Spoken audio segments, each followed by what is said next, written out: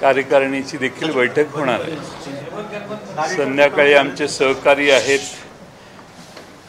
आमचे चंद्रकांत दानवे यांच्या चिरंजीवांचं एक लग्न आहे, ते झाल्यानंतर मी परत जाणार आहे। आमच्या जिल्हा राष्ट्रवादी काँग्रेसची अतिशय चांगली बैठक झाली। सकाळी मला अचानक नगरला संग्राम जगताप आमदार त्यांच्या वडिलांचं निधन झालेलं आहे, तिथं जाऊन यावं लागलं, म्हणून थोडा बैठक सुरू व्हायला वेळ झाला। आपल्या सगळ्यांनी उशीर झाला तरी थांबला, त्याबद्दल पहिल्यांदा तुमचे सगळ्यांचे आभार। आपल्या पक्षवाढीसाठी आमचे प्रभारी म्हणून प्रत्येक रिजनमध्ये 2 प्रमुख नेते हे जिल्ह्यात फिरलेत, बरेचसे जिल्हे झालेत, काही जिल्हे राहिलेले आहेत। आणि त्यात आमचे टोपे साहेब हे आपल्या मराठवाड्यात दांडेगावकर साहेबांच्याबरोबर सर्व जिल्हे त्यांनी फिरून केलेले आहेत, 1-2 जिल्हे राहिलेले आहेत। तसे खानदेशमध्ये सुनील भुसारा आणि रोहित पवार हे खानदेशची जबाबदारी त्यांच्यावर दिली आहे। हर्षवर्धन पाटील आणि शशिकांत शिंदे यांच्यावर पश्चिम महाराष्ट्राची दिली आहे। जितेंद्र आव्हाड यांच्यावर कोकणातली दिली आहे। विदर्भातली अनिल देशमुख आणि शिंगणे साहेबांच्यावर दिलेली आहे। सगळ्या जिल्ह्यात जाऊन त्या जिल्ह्याचा आढावा आमचे प्रमुख नेते सध्या घेत आहेत। एक मुद्दा चर्चेत आलेला आहे की तुम्ही 2.5 वर्षापूर्वी सत्तेत असताना, महाविकास आघाडी सत्तेत असताना शिवसेनेचे जो गट बाहेर पडला, त्यांचं असं म्हणणं होतं की राष्ट्रवादी अर्थ खातं आमच्यावर अन्याय करायचं म्हणून आम्ही सत्तेचे बाहेर पडलो। त्याच मुद्द्याला धरून कालपासून अशी चर्चा सुरू आहे की सामाजिक न्याय आणि विभागाचं जवळपास 450 कोटी रुपये कात्री लावलेली आहे आणि त्याच्यावरून आता ती शिवसेनेचे नेते मंत्री संतापलेले आहेत। महाराष्ट्राचा ज्यावेळी अर्थसंकल्प यावेळी मांडला त्यावेळी मी विधानसभेत देखील हे सांगितलं होतं की मागच्या वर्षी पण आणि चालू अर्थसंकल्पात देखील जे आपण नियमाने कायद्याने सामाजिक न्याय खात्याला आणि आदिवासी विभागाला पैसे दिले पाहिजेत आणि ते खर्च झाले पाहिजेत, तसे ते खर्च झालेले नाहीत।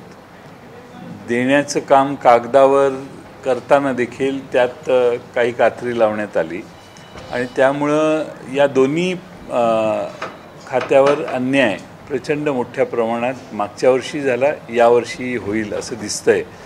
आज सरकारची अवस्था फारशी काही आर्थिकदृष्ट्या ताकदी चांगली आहे असं दिसत नाही। बघूया आता पुढं काय होतंय।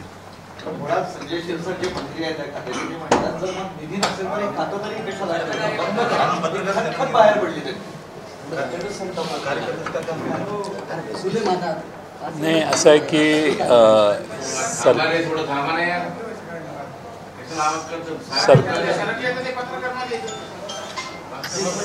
सरकारमधून बाहेर पडताना 2 वर्षापूर्वी, 2-2.5 वर्षापूर्वी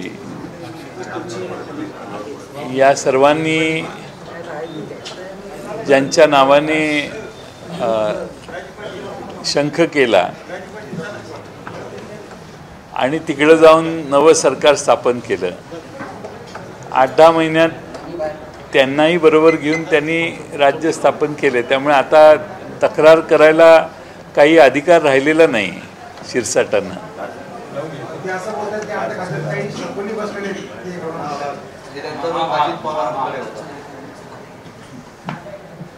नाही, आता एका सरकारमध्ये काम करणारे मंत्री एकमेकाच्या बद्दल असं बोलत असतील तर ते मुख्यमंत्र्यांनी त्याची नोंद घेतली पाहिजे।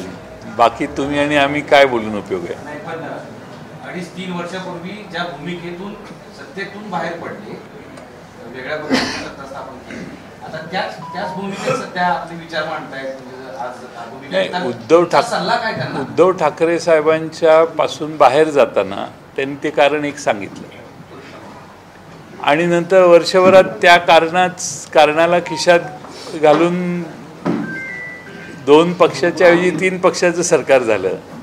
त्यामुळे हा काही नवीन प्रश्न नाही आहे. त्यांच्यासमोर हा मागच्या वर्षी निवडणुकीच्या आधी वर्षभरापासून चालू असणारा प्रश्न आहे. त्यामुळे आता असा तक्रार करायला त्यांना काही अधिकार आहे असं मला वाटत नाही. तुमचा सल्ला काय असेल? त्यावेळेस ती बाहेर पडली, आता काय करावं? काहीतरी सल्ला असेल? नाही, काय सल्ला देणार आता? सल्ला देऊन ऐकणाऱ्याला सल्ला द्यायचा असतो. अजितदादांना काय सल्ला द्याल? नाही, त्यांना मी काय सल्ला तेच नाही. कात्री लावताय. नाही, आता आर्थिक परिस्थिती राज्य सरकारची कशी आहे याच्यावर बऱ्याचशा गोष्टी अवलंबून असतील. संविधानानुसार या 2 खात्याच्या पैशाला खात्री लावता येईल. लावूच नाही कधी. ते लावतायत, त्यामुळे अजितदादा चुकतायत. असं आहे की किती नक्की आकड्याने नाही, त्या योजनेला या खात्यातून काही पैसे वर्ग केलेत अशी माझी माहिती आहे. या खात्यातून केले आहेत, ट्रायबलमधून केलेले आहेत, आदिवासी विभागातूनही केलेले आहेत. शेवटी आता काय, जनतेने एवढ्या मोठ्या प्रमाणात त्यांना निवडून दिलेलं आहे की ते करतील ते सगळं मान्य करूनच जनतेनं निवडून दिले त्यांना, असं त्याचा अर्थ आहे. याच्यामध्ये साहेब आदिवासी आणि समाज कल्याणचा निधी वळवता येत नाही, त्याला कायद्याचं बॅकअप आहे असा दावा संजय शिरसाट करतात. तुम्ही अर्थमंत्री राहिलेला काय त्या निधीला कायद्याचं पाठबळ आहे की तो निधी इतरत्र का वळवला जाऊ शकत नाही? लोकसंख्या आता जातनिहाय जनगणना झाली आहे. केंद्र सरकारने त्यांची इच्छा नसताना विरोधी पक्षाने इंडिया आघाडीने जे एका सुरात मागणी केली त्याप्रमाणे आता त्यांनी निर्णय घेतलेला आहे. आता जातनिहाय जनगणना करण्याचा उद्देशच तो आहे की आपल्या देशामध्ये ट्रायबल आणि SC ST यांची आपल्याकडे आकडेवारी आहे. SC आणि STच्या लोकसंख्येच्या प्रमाणात त्यांना बजेट दिलं जावं असा संकेत आहे. आणि ते संकेत कधी पायदळी तुडू नये असं आजपर्यंत आपण महाराष्ट्रात तरी वागतोय. पण दुर्दैवाने आता ह्या मागच्या 2 वर्षात असं होतं आहे आणि आकडेवारी जर आपण बघितली तर ती फार मोठ्या प्रमाणात होते. आणि सरकारचं लक्ष मोठमोठे न मागणी केलेले रस्ते करण्यात आहे. जनता मागणी करत नाही, पण सरकारची इच्छा आहे नाही हा रस्ता इथं केला पाहिजे आणि त्यासाठी सरकारने मोठा बोजा अंगावर घेतलेला आहे. आज वीज मंडळात मी परवा लोकसत्तेतच बातमी बघितली, पहिल्या पानावर आली आहे की वीज मंडळाने 1 जानेवारी 2025ला वीज मंडळाचं येणं 98,000 कोटी रुपयाचं आहे. आपण आता एप्रिल महिन्याच्या मे महिन्याच्या 2-3 तारखेला आहे, तर हे 98,000चा आकडा कदाचित 1,00,000 कोटी रुपये ओलांडून पुढं गेलेला आहे. 1,00,000 कोटीपेक्षा जास्त सरकार येणं वीज मंडळाला असताना वीज मंडळाची अवस्था फार अवघड झाली असेल असा माझा अंदाज आहे. दुसऱ्या बाजूने बांधकाम खात्याचे प्रचंड मोठ्या प्रमाणात रस्त्यांची बिलं देणं बाकी आहे. बांधकाम खात्याला काही हजार कोटी रुपये, 2-3 हजार 5,000 नाही, 18-20 हजार कोटी रुपये मला वाटतं दिले तरी ते बांधकाम खात्याची कामं केलेली बिलं देऊन होणार नाहीत. माझ्या माहितीप्रमाणे काहीतरी 70 का 72 हजार कोटी रुपये महाराष्ट्रात लायबिलिटी सरकारने, का 80 हजार कोटी रुपये लायबिलिटी सरकारने बांधकाम खात्याच्या PWDच्या माध्यमातून अंगावर घेतलेली आहे. त्यामुळं या सगळ्या कमिटमेंट झालेल्या आहेत. कुठं टेंडर काढून वर्क ऑर्डर दिलेली आहे, कुठं थोडा ॲडव्हान्स देऊन कामाला सुरुवात केलेली आहे. त्या ठिकाणी महाराष्ट्रात कार्यक्रम झालेले आहेत. त्यामुळं मी निवडणुकीच्या आधीच आव्हान केलेलं की या सरकारची कामं घेताना 10 वेळा विचार करा. आणि नाही तर मग महाराष्ट्रात दुर्दैवाने शेतकऱ्यांच्या आत्महत्या होत आहेत, त्याकडे सरकार लक्ष देत नाही. पण हळूहळू महाराष्ट्रामध्ये कंत्राटदारांच्या आत्महत्या सुरू झाल्या तर आश्चर्य वाटणार नाही. म्हणून मी तेव्हापासून सांगत होतो कामं घेताना जरा काळजीपूर्वक घ्या. आणि प्रदेशाध्यक्ष पद सुद्धा बदलणार, सुनील भुसारा यांची वर्णी लागणार आणि तुम्ही सुद्धा त्यांना फोन केलाय, कळतंय, समजतंय, काय सांगा? मी फोन केला. तुमच्या सहमतीनेच हे बदल होत आहे असं कळतंय? नाही, आमच्या पक्षामध्ये सगळेच व्यवस्थितपणाने विचार करून काम करत आहेत. आणि पवारसाहेबांच्या स्तरावर काही निर्णय करायचे असतील, तुमची इच्छा दिसते जास्त, तर तसा तुमचा प्रस्ताव पवारसाहेबांच्याकडे मी मांडतो. आणि तुम्ही भाजपमध्ये जाणार अशी सतत चर्चा आहे, त्याचं काय? नाही आज काय झालंय, संजय शिरसाट असं म्हणाले, आधी हा प्रश्न तुम्ही खुश नाही त्या पक्षात, तुम्हाला बदलण्याची सगळ्या हालचाली सुरू आहेत आणि त्यामुळे तुम्ही पक्षांतर करणार, भाजपमध्ये जाणार ह्या बातम्या आहेत. बरं, याला दुजोरा संजय शिरसाट देखील असंच म्हणाले की तुमचं मन लागत नाही, तुमचं मन लागत नाही म्हणून ते बदलण्याची सत्तेधारी सारखं वागतंय. म्हणून आम्ही विचारतो की खरंच वेळ देत नाही. त्यांना ते कळालं तुमचं मन इथं लागत नाही, त्यांना कळत आणि तुम्ही औरंगाबादला तर अजिबात वेळ देत नाही, आज पूर्ण दिवस दिला. ते लग्नामुळे. हे 2 बैठका त्याचमुळं घेतल्या, लग्न ज्यांचं आहे त्यांचेही आभार, त्यामुळं मला येता आलं. पण परत येईन, तुमची इच्छा असेल तर ती आमचं काम काही जबाबदाऱ्या दिल्यात त्यांनी पूर्ण केल्या की परत येऊ. सर, आमचा प्रश्न राहिला दादांमुळे, मग काय प्रदेशाध्यक्ष बदलायच्या सुरुवात आहे, काय चर्चा आहे की सगळं अफवा आहे? आता मी असं शेवटी असं आहे की प्रत्येक कार्यकर्त्याला प्रदेशाध्यक्ष किंवा कुठल्याही पक्षातलं पद मिळण्याचा, मागण्याचा, इच्छा व्यक्त करण्याचा अधिकार आहे. आमच्या पक्षात पूर्ण डेमोक्रेसी आहे. त्यामुळं आपण सांगितलेली बातमी ही पहिल्यांदाच मला कळली. आपण पक्षात आता मी जाऊन जरा चाचपणी करतो की काय तुमच्या इच्छेला मान देण्याची काही व्यवस्था आहे का, आणि मग त्याप्रमाणे तुमच्या कानावर घालतो मी. माझ्याकडे बघितल्यावर असं वाटतंय का मी खुश नाही? एकदम काय त्याला काय खुश काय, सत्ता येते जाते, राजी खुशी हे एक आम्ही जेवढे प्रयत्न केले तेवढा आम्हाला प्रतिसाद या विधानसभेला मिळाला नाही, जो लोकसभेला मिळाला तेवढा मिळाला नाही. याच्यामुळे दुःख होणं स्वाभाविक आहे, पण ते पहिल्या 15-20 दिवस हो, कायम दुःखी राहणं कसं शक्य आहे माणसाला? पवारसाहेब माजी मुख्यमंत्र्यांच्या सत्कार सोहळ्यासाठी त्यांना निमंत्रण होतं का, जाणार नाही त्याची शक्यता आहे? पवारांनी सोहळा ठेवला, त्यांना निमंत्रण गेले का याच्याबद्दलच चर्चा आहे. कालपर्यंत तर निमंत्रण त्यांना आलेलं नव्हतं, त्यामुळे बहुतेक निमंत्रण नसेल दिलेलं, आणि मला वाटत नाही की तसं काही त्यांना निमंत्रण मिळालेलं आहे. आता बाहेर सांगण्याचं काम जास्त गर्दी जमावी म्हणून जर कोण करत असेल तर मला माहीत नाही, पण पवारसाहेबांना निमंत्रण नाही अशी माझी या क्षणाची माहिती आहे. ते अजित पवार असं म्हणाले की मला मुख्यमंत्री व्हायचे इच्छा आहे, पण योगच येत नाही. पण कधीतरी होईल भविष्यात.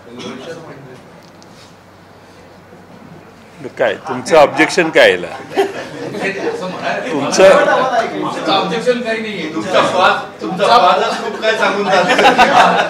नाही मी विचारतोय की ऑब्जेक्शन आहे. अर्थात ज्याला महाराष्ट्राचा मुख्यमंत्री होण्याची इच्छा आहे त्याला शुभेच्छा द्यायला काय, शेवटी राजकारण हे खुल्या मनानं करायचं असतं.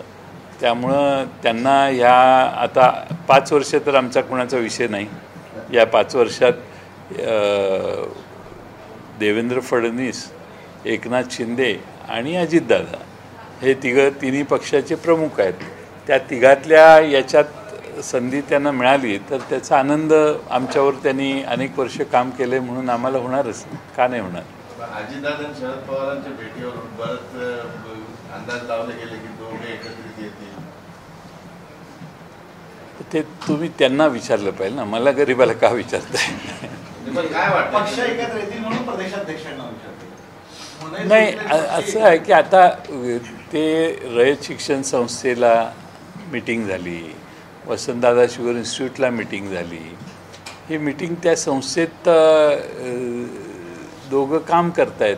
संस्थेच्या मीटिंग होताना त्याला राजकीय अर्थ देण्याची काय आवश्यकता आहे असं मला वाटत नाही. आणि कौटुंबिक कुठला कार्यक्रम झाला असेल तर तो त्यांच्या घरातला कार्यक्रम आहे, त्यामुळे त्याला राजकीय फारसा अर्थ देण्याची काय आवश्यकता आहे असं मला नाही वाटत. ते संजय राऊत असं म्हणाले की पवार साहेबांनी अमित शहाचा राजीनामा मागितला पाहिजे आणि विरोधी पक्षाच्या सगळ्यांनी अमित शहाचा राजीनामा मागितला पाहिजे. तेच पाहिजे. नाही, संजय राऊत यांनी तो मागितलेला आहे ऑलरेडी. पहिल्या काही दिवसातच अमित शहांचा राजीनामा संजय राऊत यांनी मागितलेला आहे. आणि त्याचा काही परिणाम दिसलेला नाही आहे. आणि असे राजीनामा देऊन मागणी करून राजीनामा देणारी ही लोक कोणी दिसत आहेत असं मला वाटत नाही. आजपर्यंत ज्यांच्यावर वेगळे आरोप झाले त्यातल्या कुठल्याही मंत्र्याला मंत्रिमंडळातनं बाहेर जाण्याची संधी दिलेली नाही प्रमुखांनी. त्यामुळं मला वाटत नाही की त्याचा काही फार परिणाम होईल किंवा उपयोग होईल. त्याचमुळं ते असं म्हणालेत का की पवार साहेबांनी अमित शहाचा राजीनामा मागितला? अर्थात म्हणजे किमान त्यांचं नाही. संजय राऊत साहेबांना असं वाटत असेल की पवार साहेबांच्या सारख्या एका दिग्गज नेत्याने जर राजीनामा मागितला तर त्याचा उपयोग होईल. पण मूळ प्रश्न हा आहे त्यातला की आज आपल्या देशासमोरचा प्रश्न हा आपण एक होऊन पाकिस्तानला धडा शिकवण्याचा आहे. बाकीच्या सगळ्या ऑडिट नंतर होणारच आहे. झालेल्या पहलगाम घटनेच्या बद्दल ऑडिट होणार आहे, चर्चा होईल त्याची. पण आज आम्ही सगळे अपेक्षा करतोय की मोदी साहेबांना सर्वपक्षीय पाठिंबा दिलेला आहे की तुम्ही आता पाकिस्तानवर धडा शिकवा, पाकिस्तानला नेस्तनाबूत करा, पाकव्याप्त काश्मीर ताब्यात घ्या, जे काही करावं लागेल ते करा. पूर्ण देश त्यांच्या मागे आहे. आणि त्यामुळं त्यांनी त्यांच्या गुप्त बैठका देखील घेतल्यात. त्या टी व्हीवर आम्हाला दिसल्या की ज्याच्यात प्रमुख सेना अधिकाऱ्यांना घेऊन त्यांनी बैठका केल्या. आणि अशी बातमी मी परवा वाचली की त्यांनी आता सेनेला पूर्ण अधिकार दिलेत की तुम्ही काय करायचं ते करा. आणि तसं करणं मला माहीत नाही, राष्ट्रीय पातळीवर मी कधी काम केलेलं नाही. पण आता त्याचं लवकर काही ना काही होणं अपेक्षित आहे. आज देशातली जनता म्हणजे ज्यांच्या घरातली व्यक्ती शहीद झाली त्या घरातल्या सगळ्या कुटुंबांची मागणी आहे की आम्हाला न्याय मिळाला पाहिजे. आणि न्याय देण्यासाठी आपल्याला काही ना काही पावलं उचलावीच लागतील. त्यासाठी देश त्यांच्या मागे आहे पूर्णपणे आणि आमची अपेक्षा आहे. त्यामुळे इतर काही राजकीय कॉमेंट्स त्या बाबतीत आम्हाला करायचे नाहीत. आम्हाला दाखवायचं की देश त्यांच्या मागे आहे. त्यांनी आता पाऊल उचलावं. आणि 10-12 दिवस झाले अजून उचललेलं नाही. लवकरात लवकर उचलतील अशी आमची अपेक्षा आहे. गोवा में धार्मिक यात्रा चल रही है, वहाँ पर भगदड़ हुई है, कई सालों लोगों की कौन सी यात्रा? गोवा में कौन सी? एक इंसिडेंट हुआ है, भगदड़ हुई है मंदिर के पास, उसमें 6 लोगों की जान गई है और 30 से अधिक लोग जख्मी हैं. मैं सुबह टोपे साहब ने मुझे बताया हमारे जो धार्मिक क्षेत्र रहते हैं वहाँ पे इतनी बड़ी तादाद में यात्रा के कारण लोग इकट्ठा होते हैं. मुझे लगता है जहाँ जहाँ ऐसी बड़ी यात्राएं होती है वहाँ सरकार ने, वहाँ के स्थानिक सरकार ने ऐसा नियोजन करना चाहिए कि जिसके ज़रिए लिमिटेड लोग एक बार अंदर आ सकते हैं और बैच टाइप कुछ व्यवस्था करनी चाहिए. और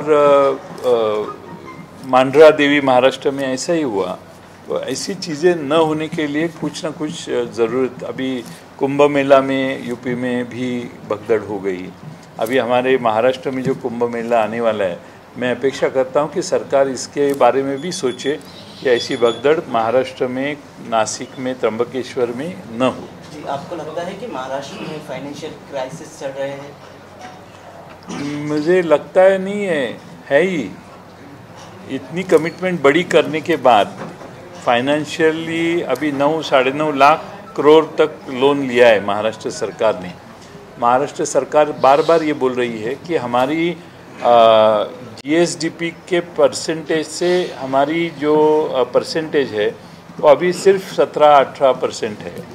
लेकिन जिस हिसाब से पैसा देने की आवश्यकता अभी सरकार ने खर्च करने की आवश्यकता है, उनकी कमिटमेंट्स है, वो अगर आप देखेंगे तो मुझे लगता है 10 लाख करोड़ तो ये साल के अंत में पार हो जाएंगे और इसका परसेंटेज शायद 20% से आगे चला जाएगा. पहलगाम हमले के बाद पूरे जितनी भी ऑल पार्टीज हैं वो सब एक तरफ आ गए हैं, लेकिन कुछ पार्टीज हैं जो अभी भी प्रधानमंत्री नरेंद्र मोदी पर टीका कर रहे हैं.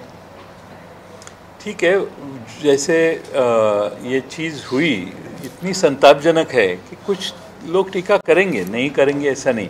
सबने संयम में रहना ये हर एक की बात है. लेकिन आम पार्टियां सारी इकट्ठा आके केंद्र सरकार ने जो सभी विपक्ष के लोगों को बुलाया, उस बैठक में अपेक्षा थी कि प्रधानमंत्री बैठे, लेकिन वो उस दिन प्रचार के लिए बिहार चले गए। लेकिन उस बैठक में सर ने बोला कि हमारा प्राइम मिनिस्टर और सरकार को पाठिंबा है और सरकार ने जल्द से जल्द इसका बदला लेने की आवश्यकता है। पाकिस्तान बार बार धमकी दे रहा है हिंदुस्तान को, आप किस तरह देखते हैं? पाकिस्तान धमकी में दम नहीं है, लेकिन पाकिस्तान मुझे ऐसा लगता है कि दूसरे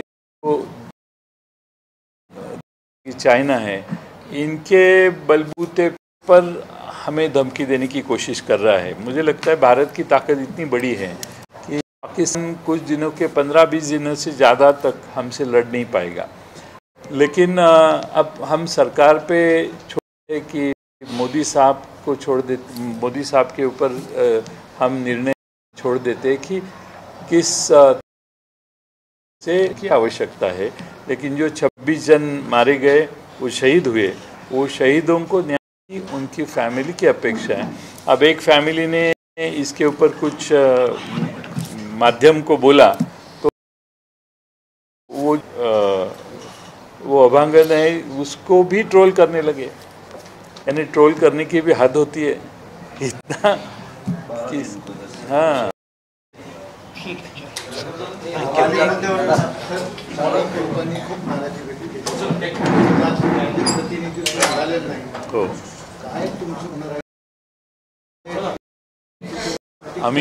आम्ही 3 पक्षांच्या मध्ये मला औरंगाबाद जिल्ह्यात प्रतिनिधित्व देता आलं नाही।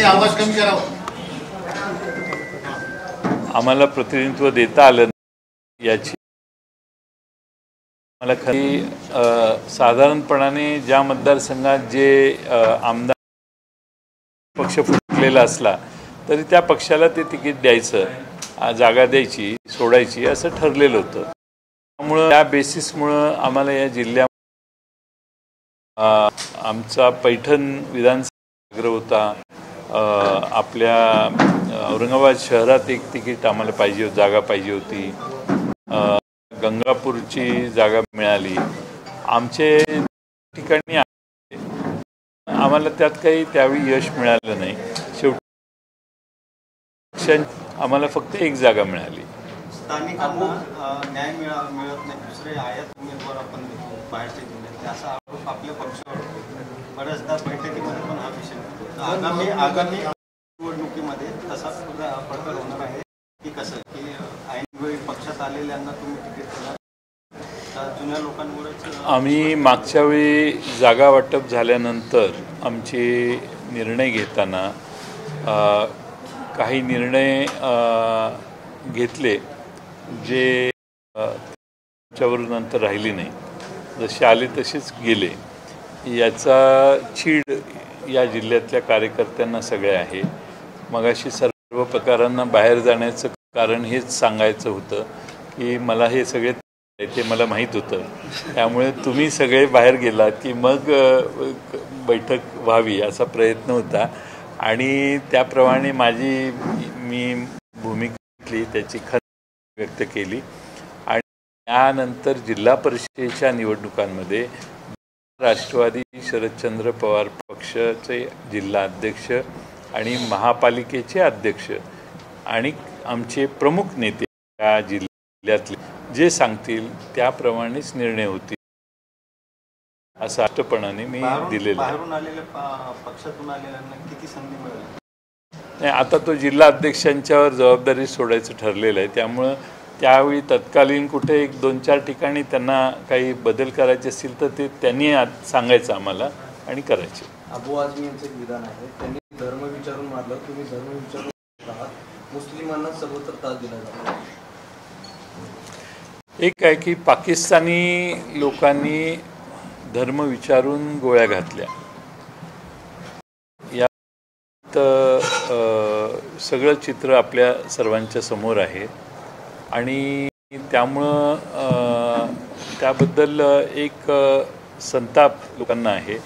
पण हे पाकिस्तानी लोकांनी येऊन जाऊन हे विचारायचे कारण जे होतं ते कारण या देशामध्ये 2 समाजामध्ये अंतर वाढावं हा जर असेल तर कदाचित ते जाणीवपूर्वक केलेलं त्यांनी कृत्य असावं. जे हल्ले होते, आतंकवादी गोळ्या घालून पळून जातात आणि हा प्रसंग 10-12 मिनिटाचा असतो. पण या ठिकाणी प्रत्येक मैदानातल्या फॅमिलीच्या जवळ जाऊन त्यांना धर्माचं जे काम झालं हे फार धक्कादायक होतं. आणि म्हणून सगळा देश एकसंघ होऊन अगदी काश्मीर लोक देखील आज एक येऊन सांगतायत की पाकिस्तानला अद्दल घडवा. आत्ताच्या आपल्या बैठकीमध्ये सूर असा होता की लाडकी बहीण योजना आणि जातीय राजकारण आपल्याला पराभवाचा सामना करावा लागेल. आगामी निवडणुकामध्ये आपण त्याला कसे सामोरे जाणार? नाही, लाडक्या बहीण योजनेने 1500 रुपये मिळायला लागले आणि जे गरीब घरातली लोक आहेत त्यांना अत्यंत आवश्यक असणारे 1500 सरसकट वाटले आणि आता ते कमी करण्याचा प्रयत्न चालू आहे. आणि त्यात मग तुझ्याकडे 4 चाकी आहे का, तुझं घर स्लॅबचं आहे का, तुझी चांगली कौलारू घर आहे, तुला कशाला लागतं, मिक्सर तुझ्या घरी असले नवे उद्योग सुरू केले. निवडणुकीपुरती त्यांना ती संख्या 2.5 करून 60 लाख आहे. त्या हळूहळू त्या उद्दिष्ट येणं केनं मार्गाने करतील असा माझा अंदाज आहे. दुसरीकडे मिळणारे ज्या योजनेतले लाभार्थी आहेत त्यांनी केला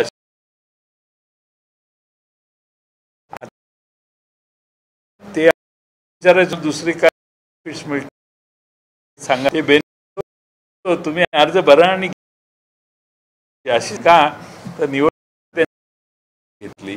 आता निवडणुकीला ज्यांना मदत करण्यासाठी आपण घोषणा केल्या त्याचं आकुंचन करणं योग्य नाही. त्यांनी लाडक्या बहिणीची फसवणूक असं मानलं जाते. दुसरा एक मुद्दा जातीय राजकारणाचा, त्याला कसं जातीय म्हणजे निवडणुकीमध्ये धार्मिक नाही आहे की समाज आणि महाराष्ट्र एक केला तर गोष्टींना महत्त्व देणारे देशाची नाव तर कोण गुंतवणुकीला जात नाही. अफगाणिस्तान देखो मिडल ईस्टमध्येही फार कोणी दुबई सोडून कुठं जाण्याचा विचार करत नाही. त्यामुळे धर्माला प्राथम्य देणारे देश हे मागे राहिले. आणि पुढं कोण गेलं?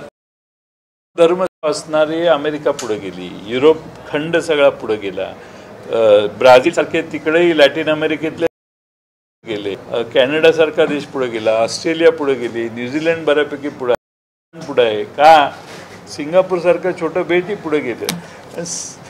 टॅलेंटला निमंत्रण देणारे ते देश आहेत. आणि त्यामुळं आपण आपल्या देशात धार्मिक भावनांना प्राधान्य जर द्यायला लागलो तर देशाची होईल. त्याचा परिणाम 10 वर्षात दिसेल.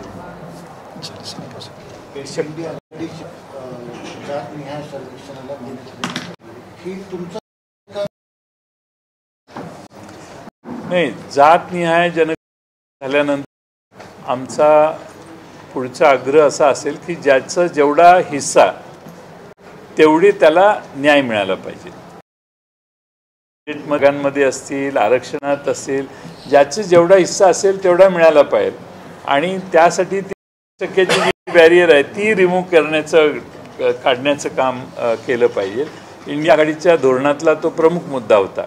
त्यातला पहिलं पाऊल आज पडलेलं आहे, ह्याचा करतो. आम्ही जातीयवाचक राजकारण करू इच्छित नाही. त्यामुळे हा आमचा विजय आहे असा उद्मान आमच्यात येणार नाही. पण निर्णय झालाय तो चांगला झालाय. कोटीची किती लोकसंख्या राहते हे एकदा कळू दे आणि ते चांगल्या पद्धतीनं सर्वे व्हावा, काही गडबडीत होऊ नये, सर्वेमध्ये यावी अशी आम्ही अपेक्षा करतो. परिणाम जो काय आता जातीनं आरक्षणाची होण्याची शक्यता ती व्यक्त केली जाते. एखाद्या जातीचा आकडा वाढवून जास्त आरक्षण सुद्धा घेतलं जाऊ शकतं. ही भीती योग्य आहे? हा देश सर्वांचा आहे. यादीत आणि जे समुदाय जातीचे ज्या समुदायात जे न्याय मिळाला पाहिजे तो देण्याची भूमिका दुसऱ्या कुठल्या जातीला ऑब्जेक्शन घेण्यासाठी काही बेस नाही आहे ना. मी एवढे टक्के असेल माझ्या समाजात तर माझ्या समाजाला तेवढा न्याय मिळाला झालं. लोकसंख्या जर तेवढीपेक्षा जास्त नाही मिळून घेणार काय मी. त्यामुळे सर्वांना देशात या देशावर सर्वांचा या देशातल्या आदिवासींपासून या देशातल्या तिथले जे लहान लहान घटक आहेत त्यांचा सगळ्या देशावर अधिकार आणि म्हणून जातनिहाय जनगणना आम्ही आज नाही गेले 5, 7, 10 वर्ष आग्रह करत होते. पवार साहेबही आग्रह करत होते. आता निर्णय झालेला आहे म्हणजे आता पुढचा सेन्सस जातनिहाय होईल आणि त्याच्यामुळं आपल्याला फार चांगला परिणाम दिसेल. थँक्यू. आपण सर्व